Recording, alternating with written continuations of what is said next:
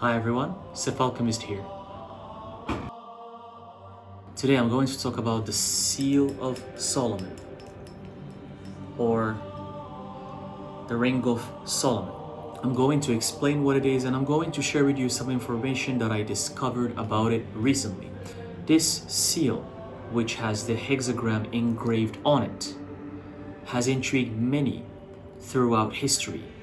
I myself wear the Seal of Solomon. But today I'm going to take you on a journey that explains the Seal of Solomon, its origin. The Seal of Solomon is also known as the Hexagram, or the Star of David in the Jewish tradition, or the Sakona in the East. The Hindus, that's what they call it. This shape is found all around the world, and many traditions, many cultures from east to west use it in their practices. Many claim that this shape is theirs, but this is a universal shape and it has meaning. So I'm going to share with you my personal experience about what I have discovered. This information I channeled from my higher self, from my spirit.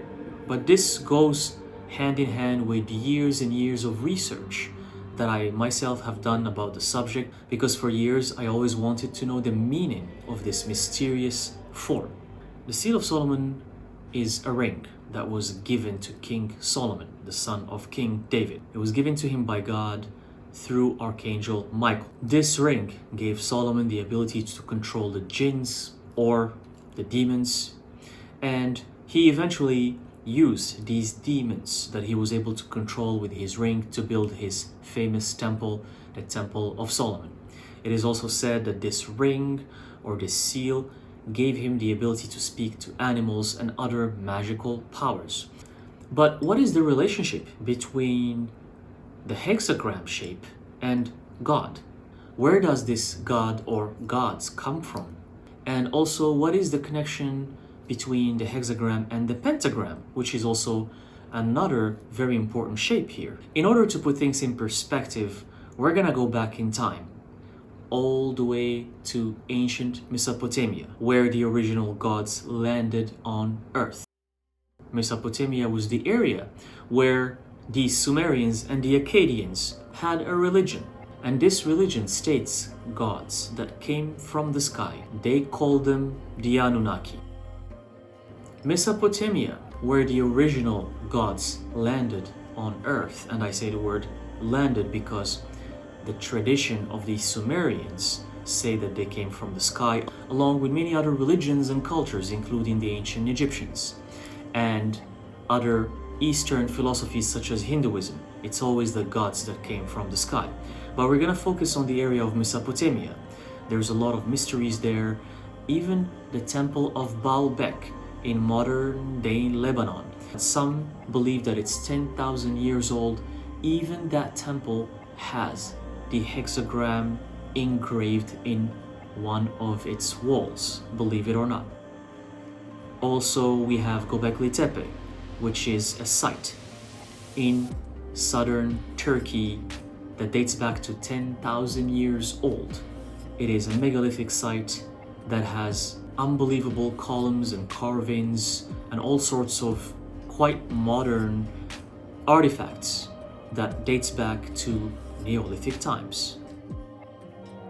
Throughout my research, I deduced that this area was where the initial gods, or the beings that came from above, that's where they landed. The gods of the Sumerians, the Anunnaki, they had 7 main gods. The names of these gods were An, the main highest ranking god, and then we have Enlil, Enki, Ninhushag, Nana, Utu, and Inanna. Inanna is also known as Ishtar. The observation I made here is that this correlates with the hexagram having 6 areas within it where you can fit the names of these gods or entities, plus 1 area in the middle where you put the name of the main god or the main super being entity. I want to remind you here the difference between the hexagram and the Seal of Solomon or the Ring of Solomon. The hexagram is just a geometric shape like this, with two equilateral triangles, one pointing upwards, one pointing downwards. And I also have a video that explains the hexagram mysteries, and I also consider it one of the most beautiful, harmonious shapes in sacred geometry. The Seal of Solomon, however, like the one I am myself wearing as a seal, as a ring, is a little bit different. The Seal of Solomon has the hexagram as a foundation, plus a circle around. It is a circle of transmutation, because here we're talking about occult and magic as well. Then we have these areas inside the small triangles and outside of them where you can write the names of deities or gods. In the occult, this can be used as a sigil of invocation for these gods or deities, to invoke the spirit of these deities. I want to remind you that this information is not very well known. This is information that I have discovered myself throughout my research. So even in the occult world, you will find different kinds of Seal of Solomon. The book called The Lesser Key of Solomon, also known as the Lemegeton, also has its own version of the Seal of Solomon. And that version of the Seal of Solomon has nothing to do with the hexagram. So I want to remind you that in the occult and throughout hundreds of years and during the medieval times and with alchemy and witchcraft and all these occult sciences, there has been many representations of what the Seal of Solomon could have looked like. But what I'm sharing with you is what I believe based on my research, on my intuition, and the information that I channeled from my higher self. So feel free to do your own research and see what resonates with you. Another observation I did is with the 7 archangels mentioned in the book of Enoch. Here again we have 7. Is it a coincidence? And then as you can see here, we can also fit them in the spaces of the Seal of Solomon, especially knowing that this seal was given by Archangel Michael. And that's not it. We also have the 7 lords of the underworld. Here again, number 7. This number 7 also corresponds to the 7 wise men, or the 7 sages of ancient Greece. We have number 7 again. Not to mention number 7 appearing in alchemy with the 7 planets. And these 7 planets correspond to the 7 days of the week. If anything, the 7 days of the week were named after the 7 planets. These planets correspond to the 7 metals of alchemy, which are the main metals that any alchemists work with. So number 7 is always indicative of superiority or divinity or spirituality, as in like something that comes from the spirit realm, something that's non-physical. Number 7 in numerology also represents seeking. It's the number of the seeker, seeking knowledge and wisdom and the secrets of the universe.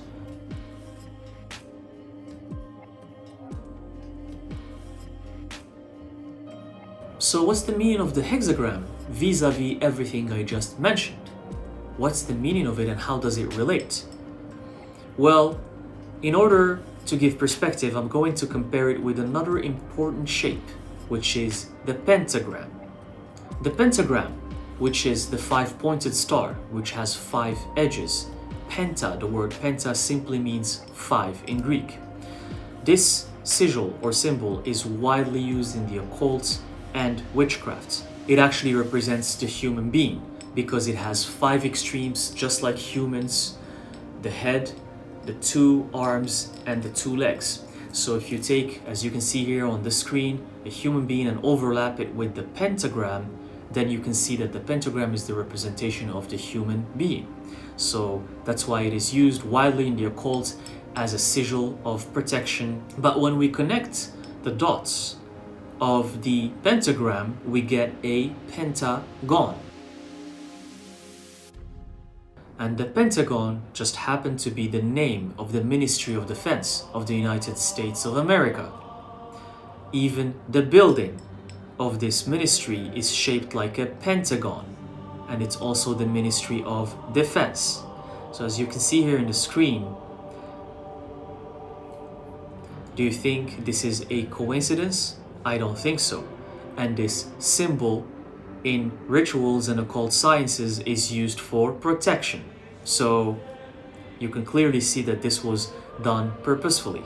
So if this is the star or the shape of the human race, what about the hexagram?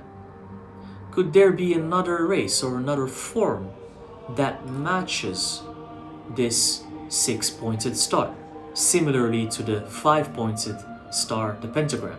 To me, the hexagram represents the spirit realm, higher divinity, the underworld, perfect balance and harmony, number 6 versus number 5. It is even the shape of Metatron's cube in sacred geometry, one of my favorite sacred geometry shapes. So just like how the humans match the pentagram, could there be a certain being that will match the hexagram? Well, I have found one and I'm here to share it with you. If you agree, please don't forget to credit me for this because I have not seen it anywhere else. Most gods around the world and deities in different cultures, from different countries and different corners of the planet, most of them have one thing in common. That is wings, which is something that humans don't have. Gods, angels, demons, deities, Horus, Isis. In the East, in the West, ancient Egypt, ancient Mesopotamia, ancient Greece, Hinduism, Zoroastrianism, Mesoamerican religions in the Yucatan, the Mayans, the Aztecs. It's always gods that came from the sky and they have wings. Well, if we overlap a winged being with the hexagram, we get something like this, which is quite coherent, as you can see here. Not to mention the many bird avian deities throughout history, such as Ra, the sun god. He had the head of a bird. Horus as well. Isis, she had wings.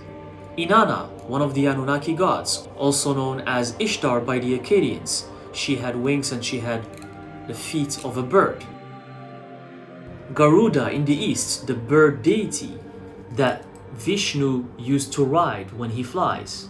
And many more. Mind you, these are all depicted as avian beings with birds, specifically bird features like bird heads or wings or the feet of the bird, specifically avians. And usually these bird beings were the highest ranking deities in different cultures. Regardless if this means an actual avian bird humanoid deity or a spaceship, just like an airplane that have wings, this hexagram for me represents the non-human aspect, the high ranking of divinity, the spirit realm, the realm of the unseen, the mysteries that have been hidden from human beings for centuries. That's why this symbol, the hexagram, have been used in temples all around the world. The East, in the West, you always find this symbol. It's the representation of the gods. It's their logo. It's the logo of the logos.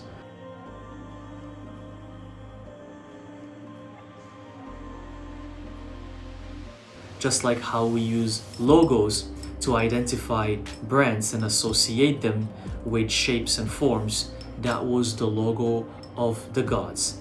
And that's why the logo of human beings is the pentagram. Even many countries have the pentagram on their flags as a representation of their country. Even the stars on the American flag, if we look closely and connect the dots of the stars, we find pentagrams. So where did these gods came from? These gods that created humans, where did they came from? I believe they came from the future. They were living on another planet or on Earth, and from the future they came because they destroyed that version of the planet they lived on, and they came here on Earth and they settled. These ancient gods, they created us in their image, so we are like them, as above, so below. Wars, killing, murders, and destruction is part of their behavior, and it is part of our behavior, and that's what we're doing as well. They did it and we are doing it. So similarly, one day is gonna come when we are gonna go and conquer other planets and also create our own minions that are gonna serve us and do things for us, because we are the royals, we are the creators, and we're gonna call them humans or mumins. We're already starting with advanced robotics, biotechnology, nanotechnology, chip implantations, and many other types of advanced technology. The ending of the movie Look Up with Leonardo DiCaprio have an amazing depiction of this, what I just mentioned. So I believe that's how the gods arrived on Earth, and that's how everything started. So the Seal of Solomon, when it was given to King Solomon, that's because Solomon was also a descendant, just like his father David, of the gods. He had their DNA, he had their blood. That's why he was a king, and that's why Archangel Michael himself gave him this ring. It was for protection. It's the logo of the powerful gods. That's why the demons, or the Igigi, these other creatures who roamed on Earth and were much more powerful than humans, when they see this sigil, they obey.